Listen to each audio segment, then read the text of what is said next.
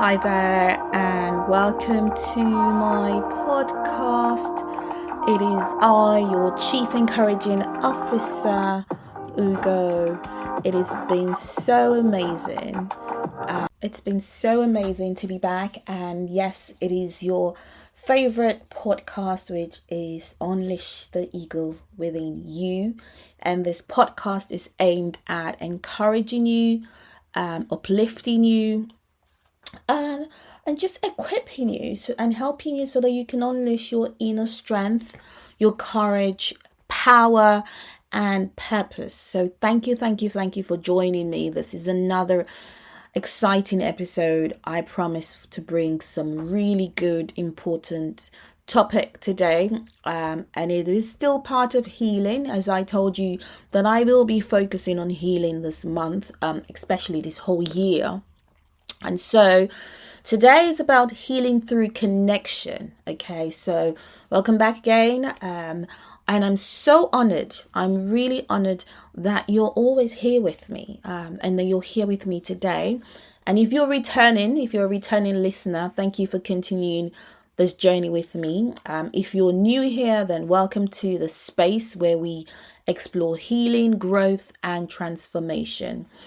So that you can begin to unleash the eagle within you. So that's the whole premise of my podcast. And it's a solo podcast, which means you would hear me most of the time. I will be sharing insights, the books I'm reading, what I think, just my thoughts in general. And just so that I could, give one or two people some helping hand on the way to life's journey. And so today we'll be diving into the power of healing through connection. And what is healing? What does it mean to say you're healing? Healing is not meant to be done alone, right? This is why I'm so particular about healing through connection, because you cannot heal in isolation. I guess you can. There's nothing impossible that you cannot do. But it's a lot harder when you decide to heal on your own without any help or without no connection. Because how do you even know that you're healing, and how do you test it, right? Because you've got to test if something's changing within you. And so I think, and this is my thought, that healing is not meant to be done alone.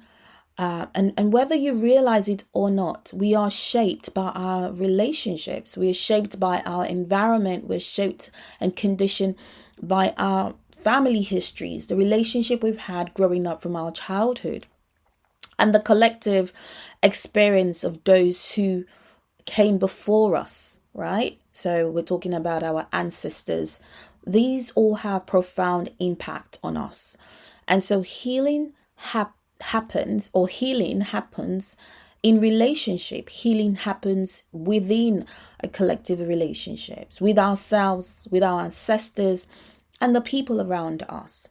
So my intention for this episode is to explore with you maybe perhaps what vital role connection has within healing, and explore how connection really plays, like I say, vital role, but particularly when it comes to intergenerational trauma, which I haven't talked about much here, but I will bring that in another episode. The complexity of healing and the powerful benefits of engaging in this work. I must say, it is one of the most difficult work you can engage in, but the most profound and rewarding work. I've noticed so much profound transformation around me, especially people who are banking on or going on to their own healing journeys. And healing doesn't have to be dark all the time. It doesn't have to be, we hear about healing and people thinking, oh, I can't go there. Healing is a journey. It's like you're journeying through life. It is taking stock and becoming aware of patterns that we have formed growing up, but also becoming aware of patterns that you're beginning to create as you continue your journey. So my intention is to just elaborate a little bit on this and hopefully shed some light. Okay, so welcome, and thanks for joining me. So let's start off with intergenerational trauma, and I want to just shed a little bit of light. I haven't dived deep into this area, but I'm hoping to really go into it in the next coming months. But let me share a little bit of what I know. Now, intergenerational trauma refers to the emotional or psychological wounds that have been passed down from one generation to another. Now, this is something that we are not talking about, but we are a continuation of the past. Okay, so our parents have passed on what they know about themselves or about their condition or their environment onto us, and we unconsciously also pass it on. So there is a generational thing there, right? But again, there are also generational traumas and generational blessings, generational benefits. It's all being passed on. But how do we begin to uncover this, you might ask, perhaps? But these can stem from historical events, right? Cultural displacements, family dynamics, or even deeply rooted pain that was never fully processed by our ancestors, our parents, and even us. And so it is very important that we are aware that we're not just on our own, that we are coming from somewhere, and the places that we've come from, the people that we've come from, the people before us have passed on some collections of histories and experiences onto us. So trauma doesn't just exist in the past, okay? If unhealed, it can show up in the present. So if, for instance, I say, there's been an intergenerational trauma of a pain that has been passed on from one generation to the other, it just doesn't stay in the past. It continues. It carries on. It's an energy flow. So it moves to the next generation. It gets carried over. And how does it show up? You might say, okay, so what are you saying? How does this show up? It shows up in our bodies, our relationships, and even the way we present and connect to other people. This is how it shows up. And one of the things that I wanted to kind of explain is it's so intelligent in the way that trauma shows up, because it manifests in our lives. And how does it manifest? It manifests in little things of feeling unworthiness or shame that seems to have no clear origin. A lot of the time I hear my patients say, I feel the shame.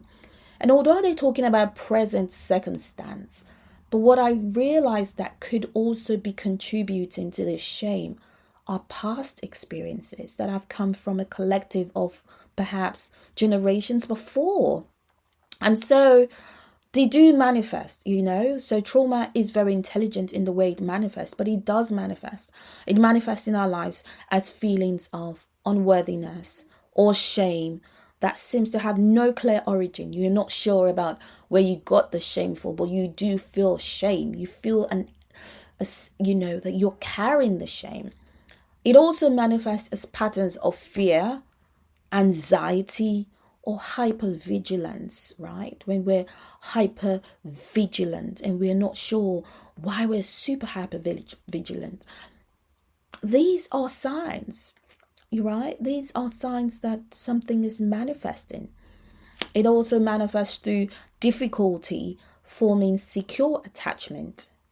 Okay, so attachment is something that I would also talk about, attachment styles. We all have different attachment styles, but traumas have been known to manifest when we have difficult forming secure attachments and deep connections with other people. Cycles of addiction, also, it's a way that trauma manifests, abuse or emotional suppression, okay? And when we feel a disconnect from our cultural roots, identity and community, these are signs and how it manifests in our lives. I want to share a quick example with you, all right? Let me share a quick example of how intergenerational trauma can play out. So let's imagine a grandmother who grew up in such extreme poverty She experienced war, she experienced displacement, or even cultural intercultural war. She had to survive by suppressing her emotions. Okay, so back in the days, probably grandma couldn't express emotions because that wasn't allowed.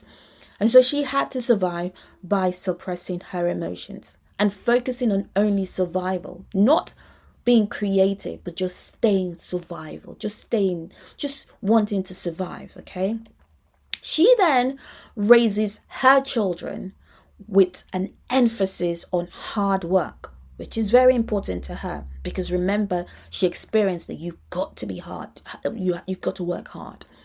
Hard work and resilience, but never teaches them how to express their emotions because why should she? She never did that. She never expressed emotions either because she never learned it herself. As a result of this, what grandma has taught her children grow up feeling very disconnected from their own emotions. They can't get in tune with their emotions. Have you noticed sometimes some people cannot understand or process their emotions? And in turn, struggles to model that emotional regulation to their own kids. How does this cycle break? It wouldn't. This cycle continues until someone consciously chooses to heal. Someone consciously chooses to say, you know what, I've got to work on myself. I've got to change this, not just for me, but for the next generation. That is how it works. So I invite you to reflect. I want you to just take some time and reflect. Are there patterns in your family that seems to repeat itself? We all have family patterns, but are you noticing this pattern in yourself? Maybe perhaps a certain fear or relationship struggles or emotional blockades. And the next question I want you to reflect on is, how have these patterns influenced the way you navigate your relationships and healing? So I'll give you a moment to think about that, because when we reflect, the quality of our questions to ourselves is the quality of the answers we begin to unfold. When you ask deep questions, you get deep answers, right? So as you navigate these questions, I want you to reflect. I want to think about patterns that you may have noticed within yourself, and perhaps you haven't even noticed it. But this time is the time for you to reflect. And so as you reflect, I want you to think about the complexity of healing, because healing can be complex. If we're talking about intergenerational trauma, if we're talking about intergenerational healing, then it is complex. It's no joke. But what you need to realize is healing is not linear. It's not linear. Healing is not a straight path. You're right? It's no straight path to healing. And if you embark on this journey wanting a straight path to healing, then you've been sold a lie. It is messy, very unpredictable, and deeply personal. The journey is so personal. The way you would heal your traumas and your past hurt will be different from the way the next person will heal. Some days you may feel empowered. Other days you may feel like you've taken 10 steps backwards. But that is part of the journey. It's okay, because healing requires patience. And the most important tool of all is self-compassion. Healing requires self-compassion. There are triggers that are part of the process. And triggers are part of the process. They have to be part of the process, because they're not just signs of failures, but they're also invitation for you to go deeper. Like I said in the beginning, you have to heal within connection, because if you don't, how do you test the triggers? That's where you get the triggers, right? Healing may really feel like grieving at times. It does feel very dark and dangerous and tired and hard. But grieving what was lost is what you're doing. What never was, or the version of yourself we've had to become to survive. And within grieving comes joy, because after the rain comes the rainbow, right? So you might ask, what challenges are there in healing intergenerational wounds? And yes, it is quite challenging. But resistance from family members who don't want to acknowledge or understand that there is generational traumas might be one. Understanding emotional fatigue and frustration when trying to break cycles can be another. The weight of being the chain breaker in a family line is a big weight. I must tell you that. It is a big weight when you've taken the work on yourself or the job of being the chain breaker. But there's got to be one chain breaker in every generation. And you listening to me might be the chain breaker. The pressure of carrying the responsibility of healing for those who came before and those who will come after you. That is a huge challenge, knowing that you're not just going on this journey alone, but you're going for generations before you and also generations after you. That is a huge responsibility. That is quite tiring and difficult. But it's transformational. It is a beautiful journey. So you might say, okay, how is connection going to help me in this complexity of healing? And it's an amazing question. But the most important thing is when we connect with safe people who understand our experiences, we create spaces where we can process our emotions that have been buried or not even conscious of them. And one of the key ways that I would propose or think about or want you to think of or consider is to have a therapist. I'm telling you how transformational it is when you have a therapy or have a therapist and are in therapy. Having a therapist can provide that guidance into going into your healing journey. It is so transformational. Another way is probably to seek out mentors. If you're not into therapy yet, because I say yet because the whole point this year is to kind of engage and encourage more people to seek therapy. That's what I'm all about, is how do we as a community, as a people, begin to seek more therapy so that we can heal as a collective.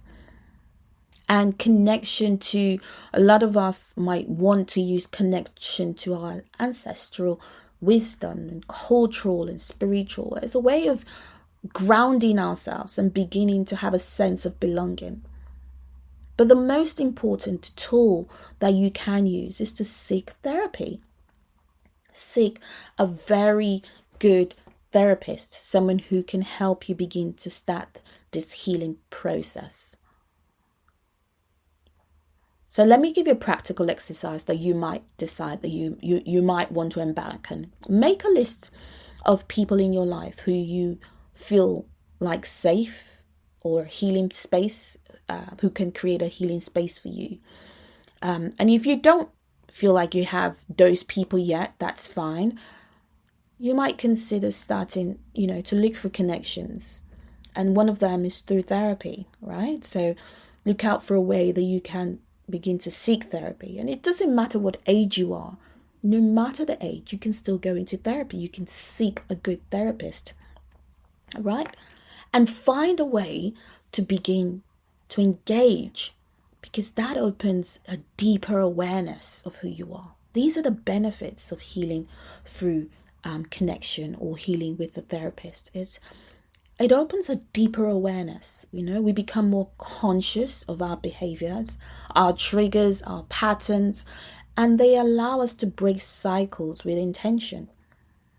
When we start healing through connections, i.e. having therapy, we cultivate relationships based on authenticity and emotional safety, leading to mutual respect for all. We have more emotional regulations. We learn to express our emotions in ways that foster healing rather than just perpetuate pain. We shift in our generational narratives and stories that no longer serve us. When we heal, we model a different way of being for the next generation. Our healing becomes a ripple outward, a ripple effect. It increases our resilience and empowerment. We move from being defined by our past to being uplifted and defined by our future.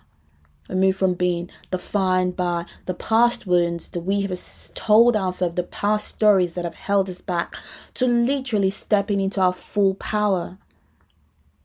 When we heal through connections, we have many people, we find that many people find deep healing, reconnecting with themselves, their cultural roots and their ancestral roots. So learning to tell your stories and the stories of those that have come before us can also help to understand where we've come from and why certain patterns exist. And so I want you to think about it and think about what patterns exist in your reality, what patterns are recurring. And maybe this reflection can help you, or these questions I'm about to share with you can help you reflect a bit more. And one of it is, how does connection show up in your healing journey? How do you think the connection will show up in your healing journey? And who in your life supports and nurtures your emotional growth? What relationships do you want to strengthen as you continue your healing? Think about that. Think about those key questions, right?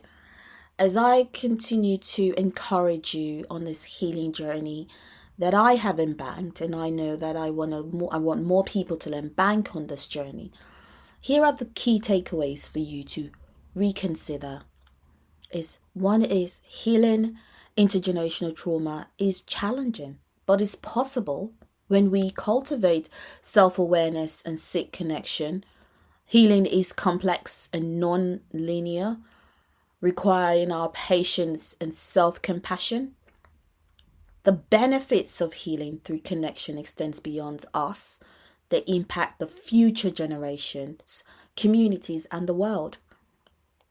So, I've come to an end, but what else is next? What am I going to be sharing next time? So, in our next episode, I will be exploring self-compassion as a foundation for healing, and how you can begin to apply this tool of self-compassion, and how to also reparent, how to begin to start reparenting your inner child. It's going to be a powerful and deeply needed conversation. So be sure to tune in. I'd love to hear from you. I'd love to hear about your experiences with healing through connection. And if this is something that you'd love to hear more about, then please let me know. Have you noticed any intergenerational patterns in your family that you want to share? And what has helped you break the cycle? Let's continue this conversation on social media or in the comments. Just leave me a message on info@ugochijutomi.com. You can email me and share your views. Remember what I said. Healing is a journey. It's not a destination. You don't have to do it alone. There's so many amazing therapists. If it's something that you want to consider, send me an email as well. And you're worthy of safe, nurturing connections. So keep showing up for yourself and for those who will come after you. I love you so much. Thank you for joining me today. It has been a pleasant and joyful opportunity to be here, and I remain your Chief Encouraging Officer, and I'll see you in the next episode. Take care. Stay connected.